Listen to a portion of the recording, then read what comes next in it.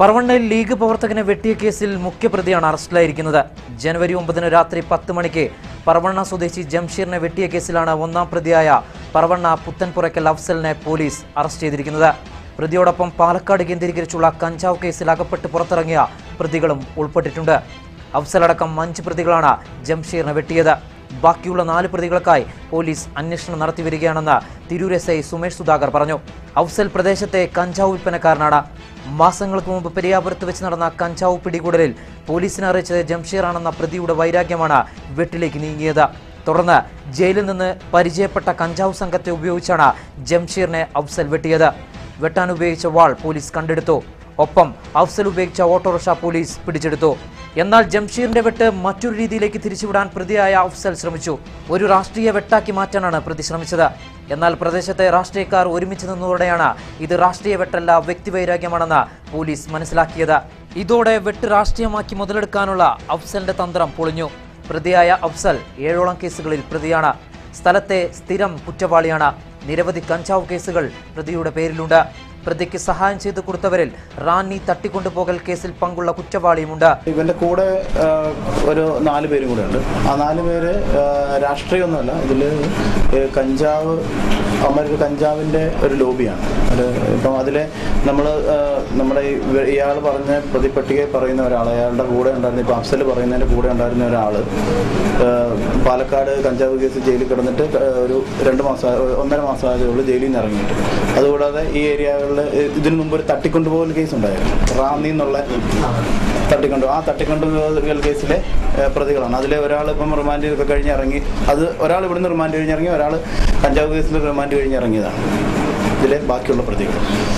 അപ്പം അങ്ങനെ കുറേ ഇതിനെ രാഷ്ട്രീയമാക്കിയിട്ട് അവർക്ക് മുതലെടുക്കുന്നതിന് വേണ്ടിയിട്ടുള്ള പരിപാടിയാണ്. പക്ഷേ ഇത് എന്തായാലും നമ്മുടെ ഇവിടുത്തെ പ്രധാനപ്പെട്ട രാഷ്ട്രീയ പാർട്ടികളൊന്നും ഇത് ഏറ്റെടുക്കാൻ തയ്യാറായില്ല. അപ്പോൾ അതുകൊണ്ട് തന്നെ ഇതിൻ്റെ യാഥാർത്ഥ്യം നമുക്ക് മനസ്സിലാകാൻ വേണ്ടി കഞ്ചാവ് സംബന്ധമായിട്ടുള്ള ഇൻഫർമേഷൻ കൊടുത്തു എന്നുള്ള ഒരു ധാരണയാണ് മറ്റേ ഈ ജംഷീറിനെ വെട്ടാനായിട്ടുള്ള കാര്യം. അല്ല, ജംഷീറിന് പ്രത്യേക ഒരു ജംഷീറിൻ്റെ മൊഴിയിൽ നിന്ന് തന്നെ രാഷ്ട്രീയപരമായിട്ട് ജംഷീർ ഒരു വലിയ പ്രവർത്തന കാര്യങ്ങളൊന്നും അല്ല എന്ന് ജംഷീർ തന്നെ മൊഴിയിൽ പറയുന്നുണ്ട്. പിന്നെ പരിയാപുരത്ത് ഈയിടെ ഒരു കഞ്ചാവ് ഉപയോഗിക്കുന്ന പിള്ളേരൊക്കെ ആയിട്ട് ചെറിയ അടിപിടിയും കാര്യങ്ങളൊക്കെ ഉണ്ടായിരുന്നു. അതിൻ്റെ കാര്യങ്ങൾ പോലീസിനും മറ്റുള്ള ആളുകൾക്കും ജംഷീറാണ് പറഞ്ഞു കൊടുത്തത് എന്നുള്ള ഒരു വൈരാഗ്യം. അപ്പം ഇവനിട്ടൊരു പണി കൊടുക്കണം, ഞങ്ങൾ ഒഴികെ വേറെ ആരും ഇവിടെ വേണ്ട എന്നുള്ള ഒരു രീതിയിലുള്ള പരിപാടിയൊക്കെ ആയിട്ടാണ് ഇവന്മാർ ഈ വെട്ടാനും കുത്താനും ഒക്കെ ഇറങ്ങിയിരിക്കുന്നത്. അപ്പം പറവണ്ണയിൽ അരിക്കാഞ്ചിറ പാലത്തിൻ്റെ അവിടെ നിന്ന് ഇവന്മാർ എന്നെ ഫോളോ ചെയ്ത് വന്നിട്ട് പുത്തങ്ങാടിക്ക് ഇറങ്ങുന്ന ആ സ്ഥലത്ത് വെച്ചിട്ടാണ് വെട്ടിയത്. അതായത് കുറേ ആളുകളൊക്കെ ഇത് ഈ കഞ്ചാവ് ഉപയോഗിക്കുന്നതിന് എതിരുണ്ട്.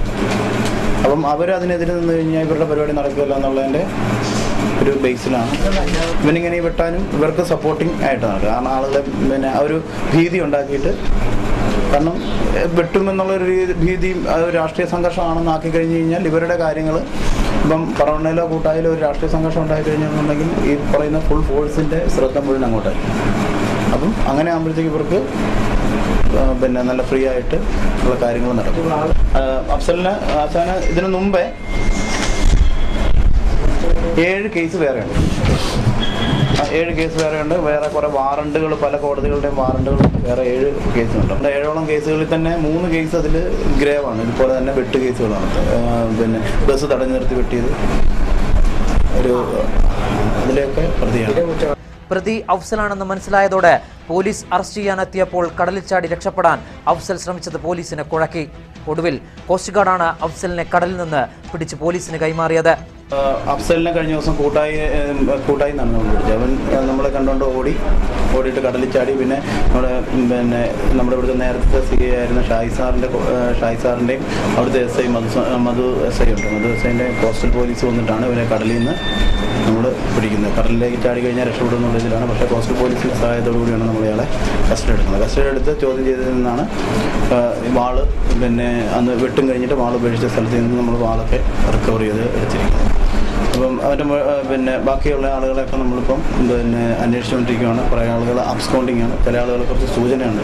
നിരവധി വാറണ്ടുകൾ അഫ്സലിന്റെ പേരിലുണ്ട്. അഫ്സലിനെ സഹായിച്ച 4 പേരെ ഉടൻ പിടികൂടുമെന്ന് പോലീസ് അറിയിച്ചു.